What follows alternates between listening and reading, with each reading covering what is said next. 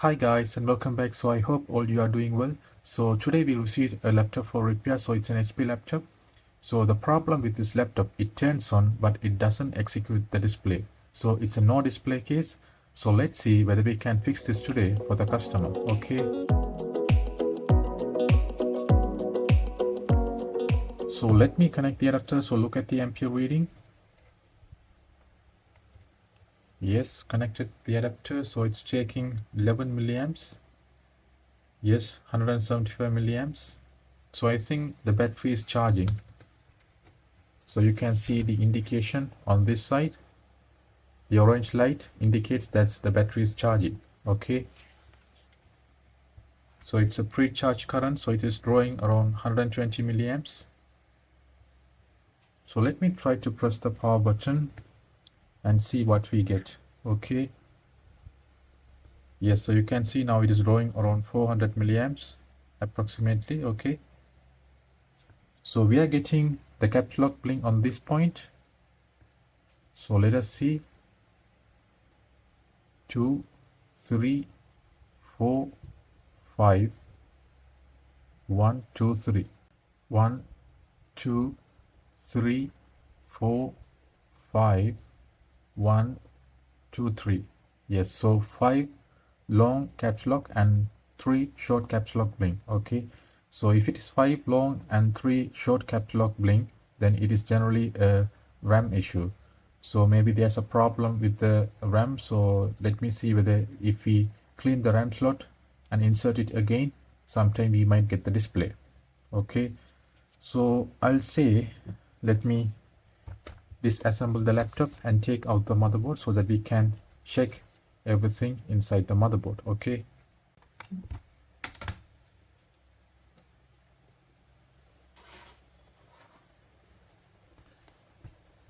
Okay, so on this point we can see some corrosions. So here we have some corrosions on this point near the cooling fan. Okay.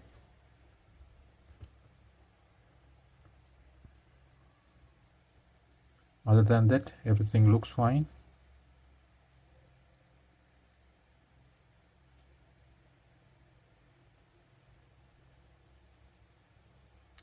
Okay, so let me just try to remove the RAM and just clean this RAM slots here.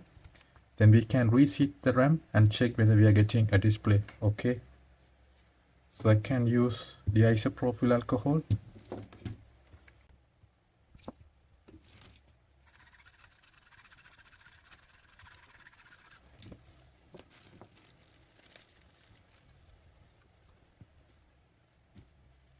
So we can have a clean on the RAM module as well. If doesn't work, then we can try with mine.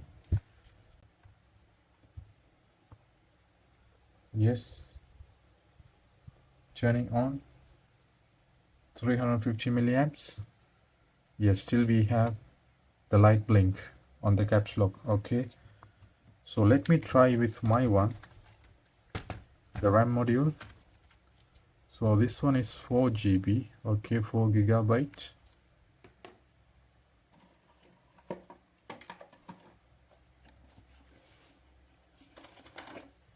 Yes, so I'll try with this one. Let's see whether we are getting a display this time.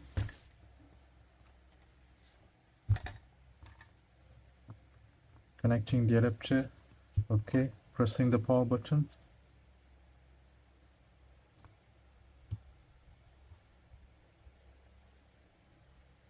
$350 milliamps. Okay.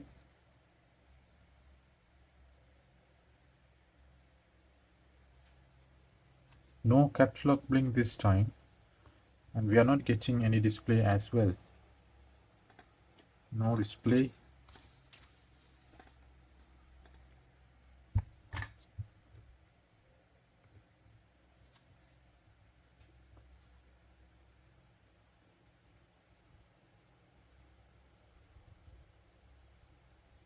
Yeah, now we are getting the caps lock blink again. So the problem is not with RAM's module. Okay,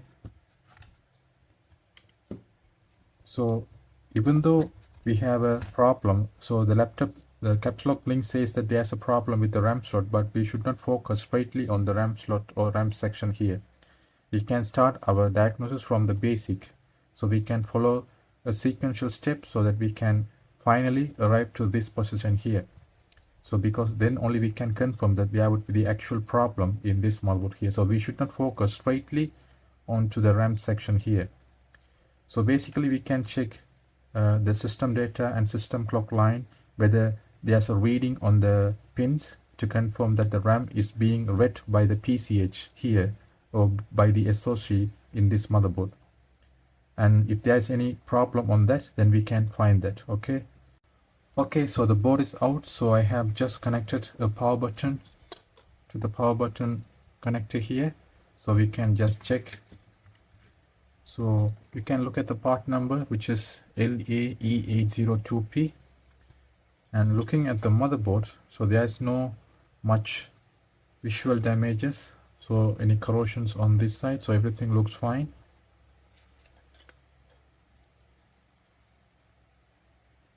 So I'll just plug in the adapter and check all the voltages in this motherboard.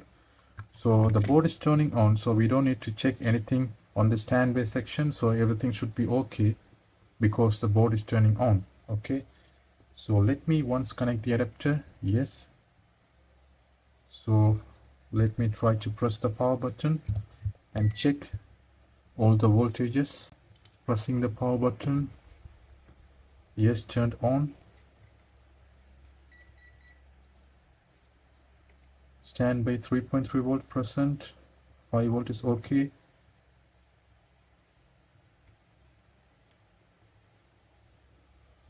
Watch about this one here.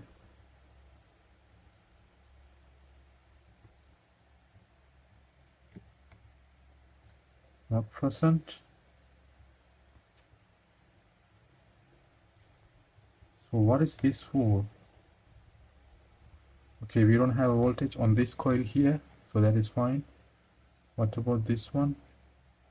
Yes, 0.9 volt CPU core, and this one here 1.0 volt. Okay, this is battery coil, so we are not getting any voltage on this point. So I think this should be the GFX coil, which is the graphics core for the CPU, and it is absent.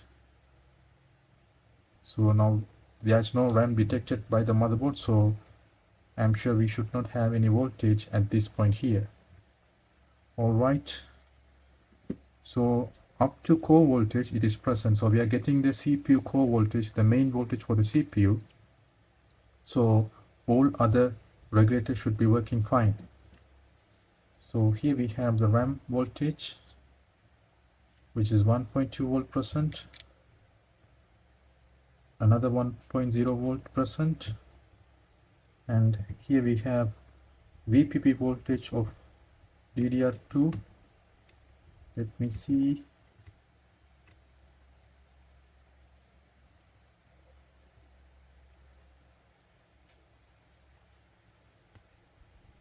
.8 volt, so that is not the DDR VPP voltage, so I think it should be an always voltage. Okay,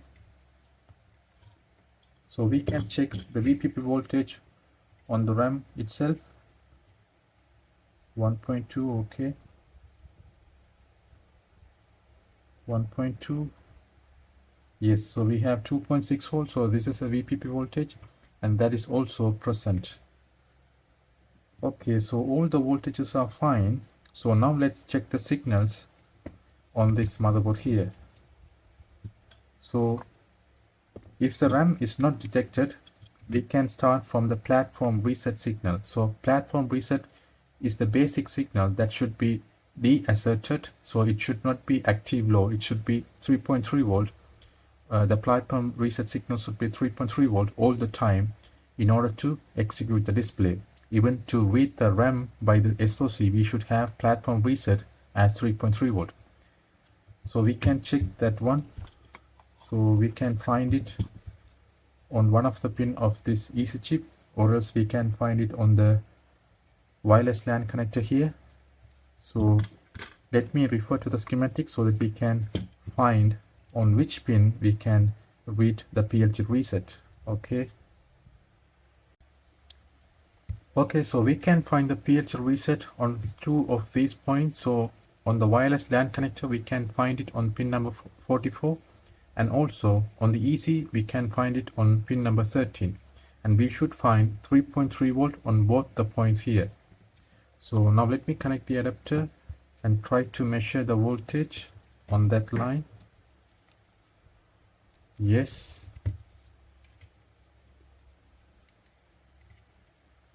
so pin number 44, so 2, 10, 20, 30, 40, 42 and 44 here on this point.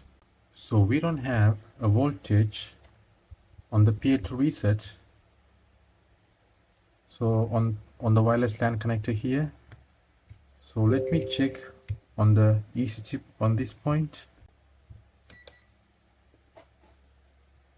Yes, so we don't have a voltage on here as well. On the EC chip also we don't have a voltage on the PLT reset.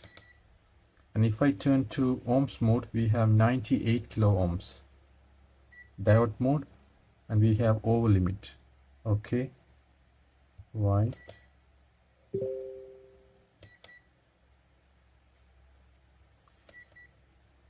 So we don't have a voltage, and also there's no low impedance on the PLT reset. So usually if the PCH is pulling down the PLT reset, we will find a low impedance on the PLT reset. So if we keep the diode value, we will find somewhere around 0 or something like 0.050 or 0.030 diode value. But we are having over limit of diode value on the PLT reset right now, but we are not having a voltage. So this is strange actually. So I don't know what is happening here. So we can go little forward and check the voltages, the signals before the PLT reset, such as system power OK, then IMBP power good, and also the PCH power OK, and see whether they are okay. Then we can come to the PLT reset. And also we need to find whether we are getting the megahertz crystal oscillation in this motherboard here. So it should be there before PLT reset is executed. And I am sure the PLT reset is not asserted low, because the PCH is not driving the PLT reset low, because we are having a high impedance on the PLT reset line, but we are not having a voltage. So this is the problem. Okay, so we can check all the informations on the EC chip itself, such as the system power OK, PCH power OK, and also IMBP power good from the core regulator here. So we can find the PCH power OK on pin number 32 of the EC chip. So we can find it. So pin number 32 is on this point here, so we can check on this point. So turn on the motherboard. Yes, turn to voltage mode. Yes, so we have 3.2 volts, so PCH power OK is fine. So next we can check pin number 71 for VR power good, which is the IMBP power good signal. So that is on pin number 71. Okay, so this one is 65, 70 and 71 here. So we have 3.3 volt on that point, so that is also fine. Next we can check the system power OK and pin number 74. Yes, and still we have 3.3 volt at that point as well. So everything is okay before PLT reset, so everything is working fine. On some cases we will have the buffer of the PLT reset. There is a buffer circuit that receives the PLT reset signal from the PCH, and then it will use an AND gate, then it will send the output as 3.3 volts. So if there's a problem on the buffer circuit also, we will have 0 volt. However, there will be high impedance on this point here. So let me find the buffer circuit so that we can see whether there is a problem on that circuit. So it will be a file like IC. So let me find it. Okay, so this is the buffer circuit of the PLT reset. So you will find the input for this AND gate here, and we will have the output as the PLT reset. So this input signal straightly comes from the PCH, so we can find that. Yes, so from this point we can see from this ball here, A and 10, from this ball we will find the PLT reset signal, and we will find 3.3 volt normally at this point, 3.3 volt when the PCH deasserts this signal. Okay, right. However, they have not implemented this circuit here, so they have just jumped the RC99 resistor, so it is straightly connected to a line here, to a wire, so there's no circuit at this place. So if we have 0 volt on this point, still we will have a 0 volt at this point as well, so there is no impact with this buffer circuit on this motherboard here. Okay, so now let's move to and find whether we have the megahertz clock on this motherboard here. So if you don't have the megahertz clock, then the PLT reset will be inactive. However, I am sure if the PLT reset is asserted by the PCH or pulled low by the PCH, we will find 0 volt on the PLT reset, and also we will find low impedance on this line.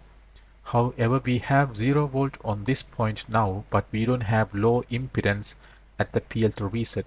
So this confirms that the PCH is not driving the PLT reset to low. And anyhow, we can cross-check before doing anything on this signal here, such as all the requirements prior to the PLT reset, such as all the signals, system power OK, we have checked, PCH power OK, we have checked, and also the IMBP power good from the core regulator of the CPU is also OK. Now we need to find whether we have the megahertz clock on this motherboard here. So we can use the oscilloscope and see whether we are getting 24 megahertz or 25 megahertz frequency on the crystal here. And if we don't have the frequency on the crystal, then the PLT reset will be asserted. Here we have the megahertz crystal, the tiny one, so I can check on the capacitor here. So let me turn to 10x. Right. Yes, so there's a reading on the oscilloscope. Let me set to auto. Okay. Yes, so we have 24 megahertz frequency on this crystal here. So it is working fine. So there's no problem with that. Right. So what can we do now then? So usually PLT reset has the internal pull-up inside the CPU here. So maybe the bolts that is connected to the CPU that sends the PLT reset may have some dry connection with the ball and the board here. So I think let me try to reflow the CPU. Sometimes if we have a good connection with the bolts on the motherboard and with the CPU, then we will get a voltage on the PLT reset. So I can better try to reflow the CPU here and see whether we are getting a voltage on the PLT reset. Okay, right.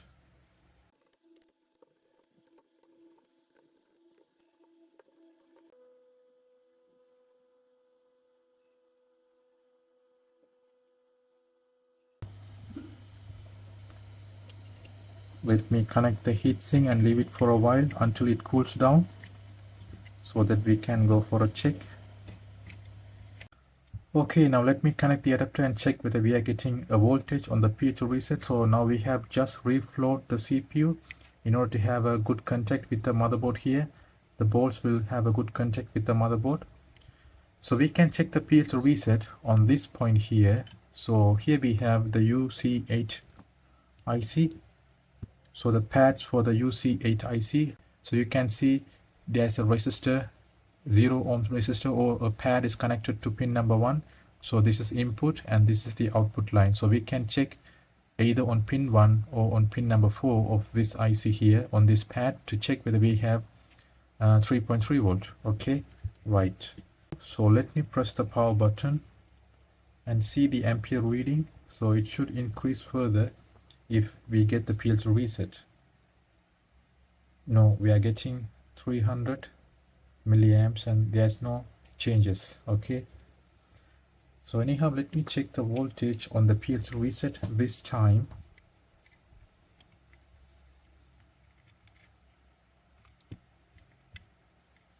Yes, on pin number 5 here.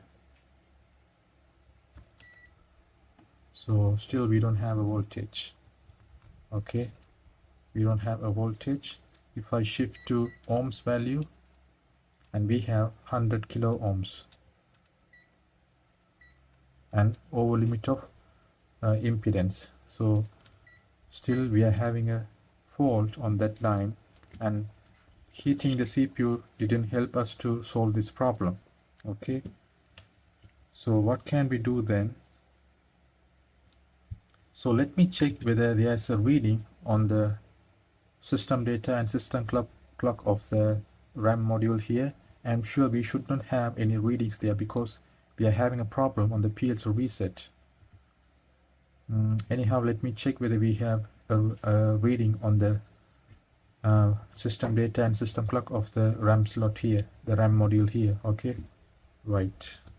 We can check on pin number 254 of the RAM slot here to check whether we have the reading on the system data clock line. Okay, right. So we can check it on pin number 254. So here we have 260, 250, 52, 54 on this point. Okay, I need to set up the oscilloscope, changing to 200 microseconds.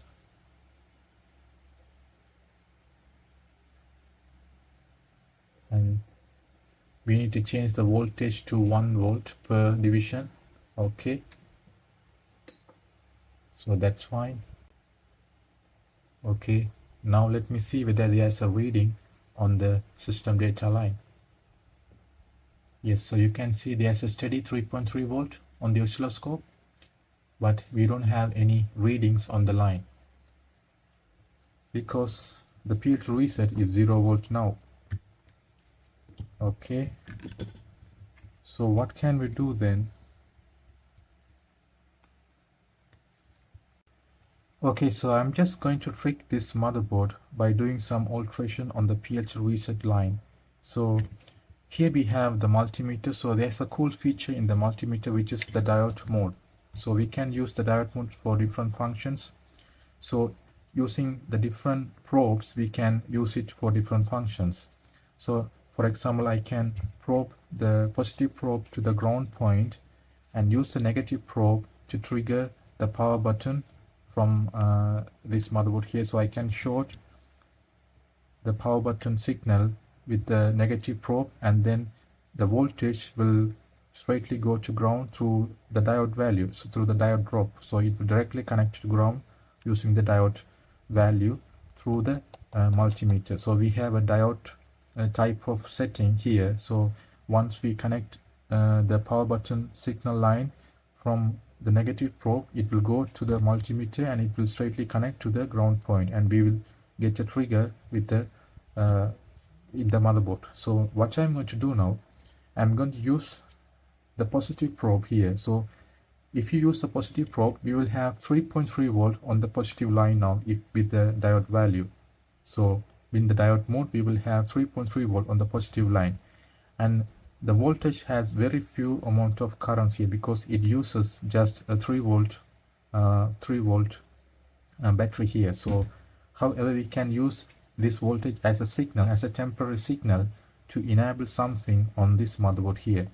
So what I'm going to do now, I'm just going to provide a temporary voltage on the PLC reset line, because now we are having zero impedance. We have a high impedance, but we have 0 volt, so that is fine.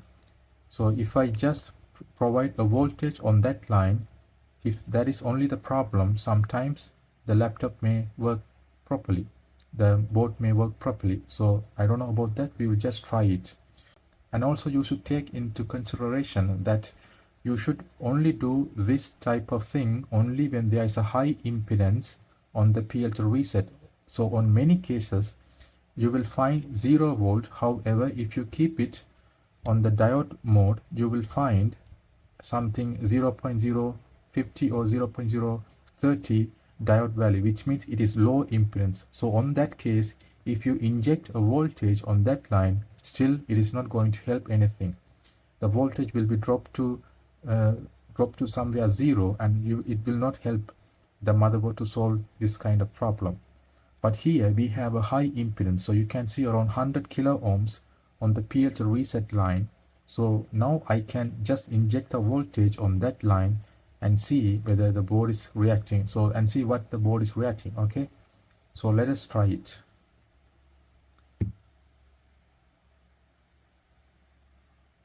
So just look at the oscilloscope. I will show you the voltage on the multimeter. So I don't have a different multimeter or another multimeter.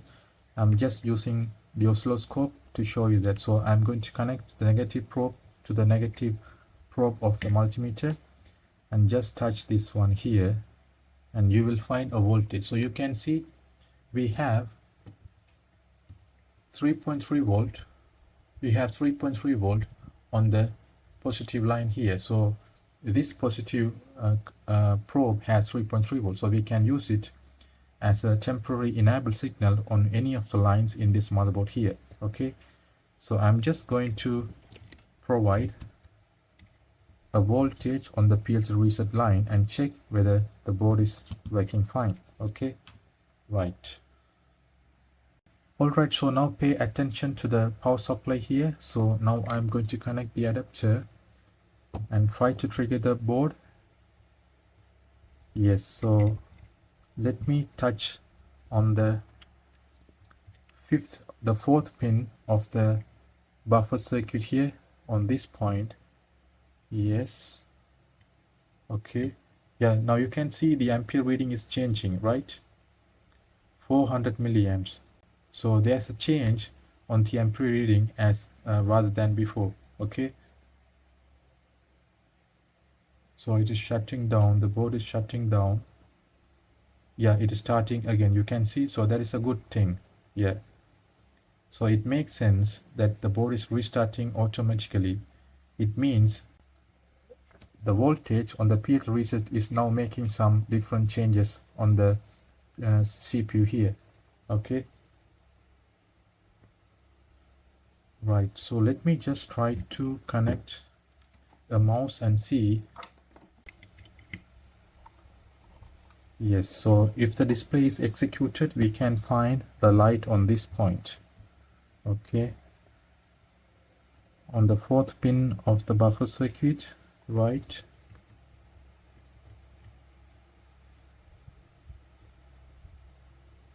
Yes, turned on.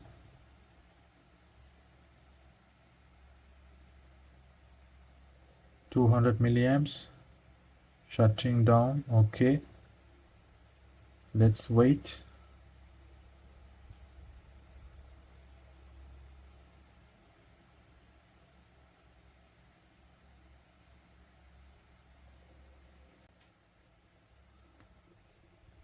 So nothing, no reactions with the motherboard here.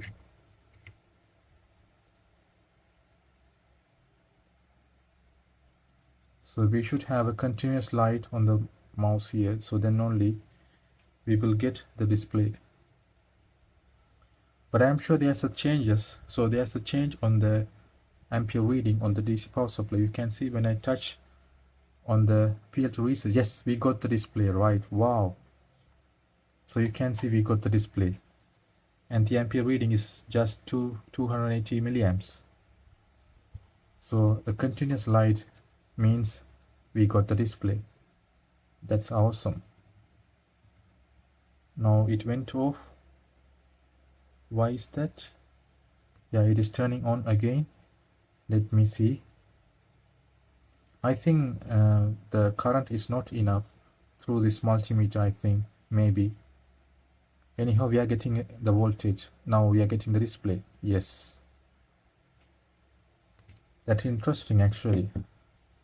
Now still we are getting the display, even though I have taken the voltage, the multimeter on that point. So anyhow, let me check whether we are getting a display without a voltage on that line, just to confirm that this is the actual problem. So now you can see the ampere reading on the DC power supply. We are getting around 300 milliamps, just 300, and it is stable. No, there's no change, and the board is not shutting down. Okay. Now I'm going to inject a voltage on this point. So actually we are manually providing a PLC reset. So once we provide a voltage on this line, at that point only the motherboard is exiting from the platform reset and starting to working condition. So that's what happened when I provide a voltage on the PLC reset line. Now you can see the ampere reading now took around 400 milliamps, so that is fine for executing the display on this motherboard here. Yes, it is constantly restarting.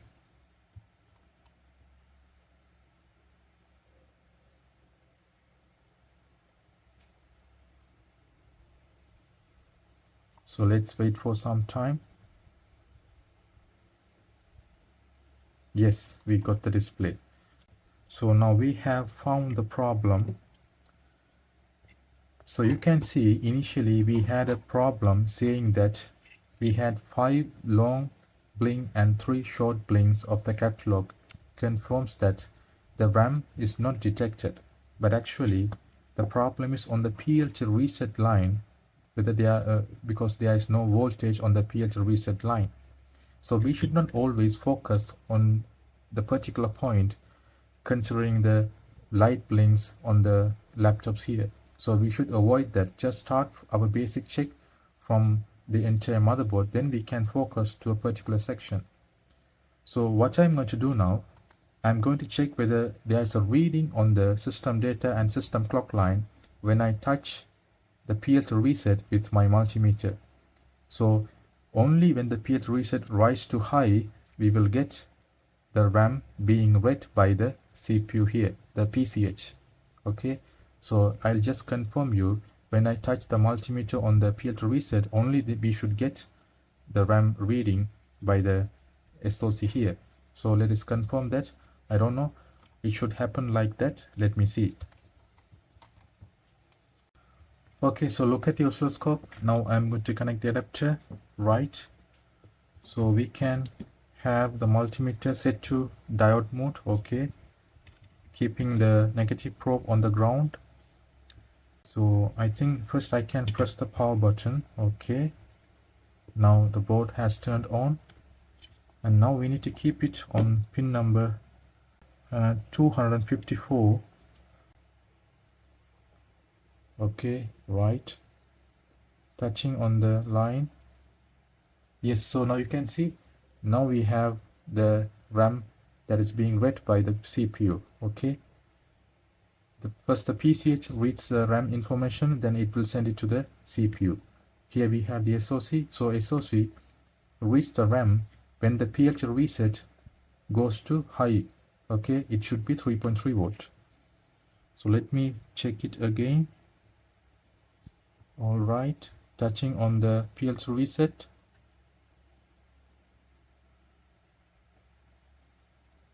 But this time we are not getting any reading, so only once it will read.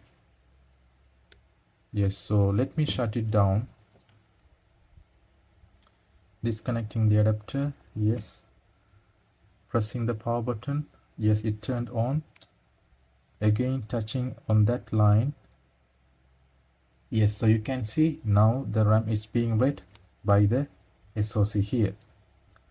So it's really an interesting case, and I would like to share it with you guys. So even though we have a high impedance on the PLC reset, the voltage should be there, must be there on the PLC reset for the CPU to officially start to function. So when the PLT reset is raised to high to 3.3 volt, the CPU will officially start to function. So it will first request the PCH to read the information from the BIOS chip, the part of the BIOS chip which is known as the reset vector, where the important things will be there to read the RAM. So first the RAM will be read by the PCH, then it will inform to the CPU, then the CPU will fetch all the data from the BIOS chip through the PCH to the RAM module here. Then the CPU will execute all the BIOS from the RAM by itself. Then we will get the post check, which is the power on self test, and we will get the display. So this is how the CPU starts to function. So PLT reset is the basic, so which is the platform reset for the entire motherboard here. So it should be high, then the CPU will officially start to function, and a voltage and also high impedance should be there on the PLT reset. Okay, so now let me just try to assemble this inside the laptop and see whether we are getting a display. Wait a minute, right? So we need to provide a voltage on the PLT reset. So I have just provided a temporary voltage on the PLT reset line. So we need to provide a permanent voltage on that line so that we will have a voltage all the time from that line. So I think usually we have the internal pull-up for the PLT reset from the PCH or from the PCH. So if the internal pull-up is having a problem, or if there's no connection on the internal pull-up on the PLT reset line, so we can have this kind of issue. So it is just a normal thing. So we should ensure that there's a high impedance on that line to do this kind of work. Okay, now we have 100 kilo ohms at the PLT reset here. So we have 100 kilo ohms at the PLT reset. However, we have 0 volt at this line here. So we need to provide a voltage on this line. So we cannot straightly provide a voltage, for example, from 3 volt run power straightly to this point here, because the PCH can at any time pull this signal to a lower point to 0 volt. So if it provides a low impedance at this point, so 3 volt run power will be affected. So there will be a problem with this line or with the PCH here. So in order to avoid that, we need to provide a voltage after a resistor here. So we can provide at least a 10 kilo ohm resistor from this point. Then we can provide or connect this resistor to any voltage line like 3.3 volt run power.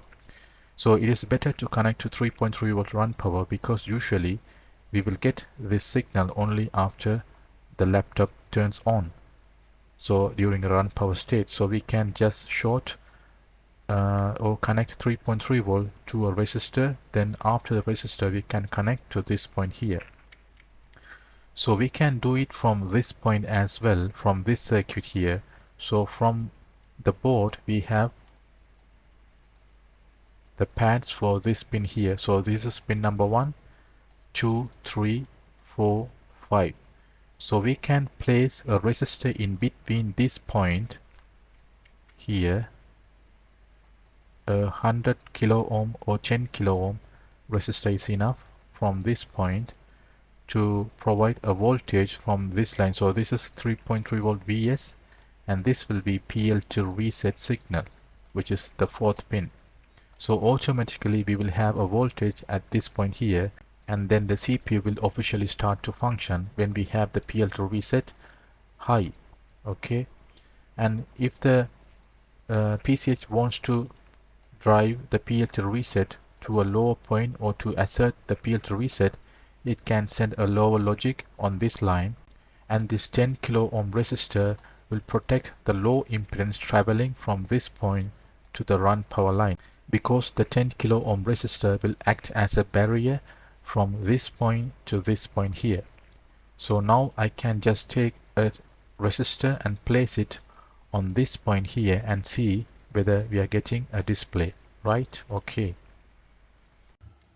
Okay, so I have just placed a resistor on this point here. So this is pin number 5, and on this side we have pin number 4, and pin number 5 is having 3.3 volt run power, and pin number 4 is the PLT reset.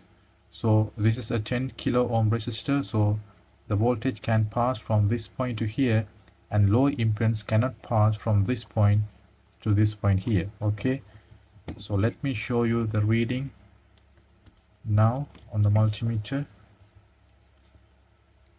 Yes, so it's 9 kilo ohms. So connecting the adapter. Yes. Okay, let me trigger the power button and see the voltage.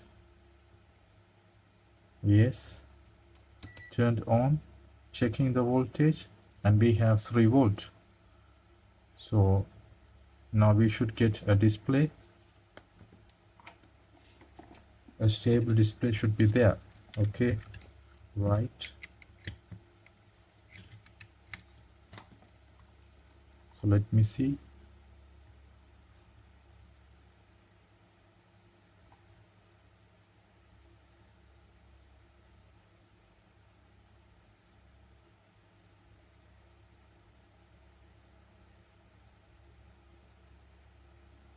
Yes, so we got the display and everything is working fine. So let me replace the CMOS battery as well. I think the voltage is not proper. Yeah, we have just 180 millivolt, so that is not fine. I'll replace the CMOS battery, and let me assemble this inside the laptop and go for a last check. Okay, so everything is assembled inside the laptop. Connecting the adapter.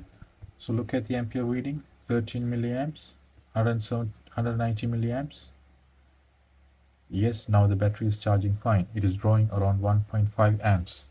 So now let me press the power button.